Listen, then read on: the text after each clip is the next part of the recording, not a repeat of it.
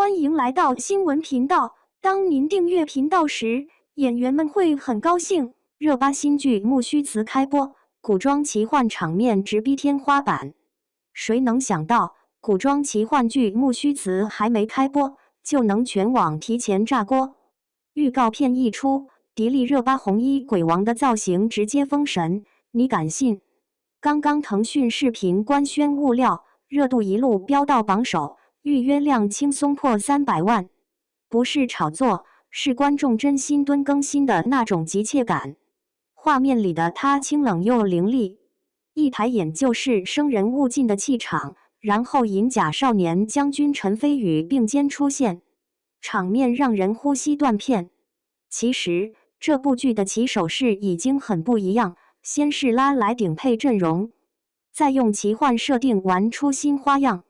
迪丽热巴饰演的赫思慕是活了400年的鬼王，无色无味无温度的孤寂，光听就透着冷。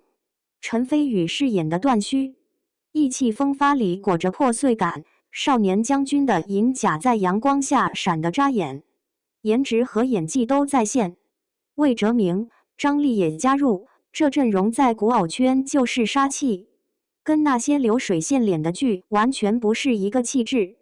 不过木须辞真正的亮点在五感共生设定，赫思慕失去五感多年，看不见色彩，感受不到滋味，因为一把剑与段须命运绑定，他的痛、暖、喜全都传给他，他的孤寂与伤楚，他也要承受。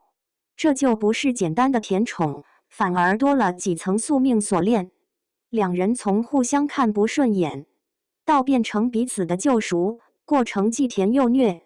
说白了，这设定就是踩中了情感党和幻想党的双雷点。网友反馈也很有意思，有人说迪丽热巴的霸气与脆弱并存，有人直呼陈飞宇眼神里的破碎感太戳人，还有观众夸幅画到是电影水准，随便截一帧就能当壁纸。平台预约量证明了这一切，甚至业内也在看风向。毕竟古偶能做到未播先火，现在并不多见。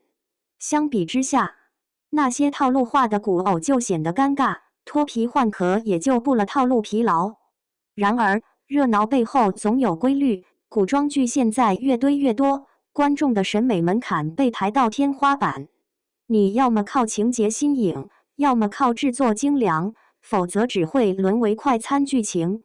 木须辞算是聪明，把故事格局和情感深度绑在一起，既有跨越种族的宿命牵绊，又有双向奔赴的治愈感，还能用守护苍生的大义做情感外壳。这样一来，糖吃得不腻，刀也下得合情合理。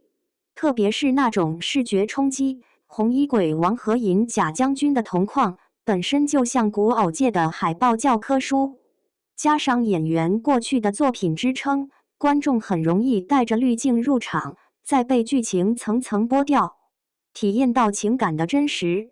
这种先甜后虐的节奏，跟平台的宣发节奏结合起来，就是未播先圈粉的套路，但不是那种空心套路，是扎实有料的。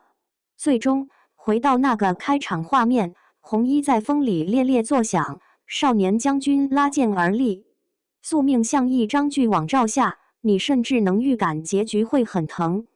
无论这部剧最后走向是甜是刀，它都已经通过预告传达了一个信号，在古偶疲软的当下，还有人真心去做内容。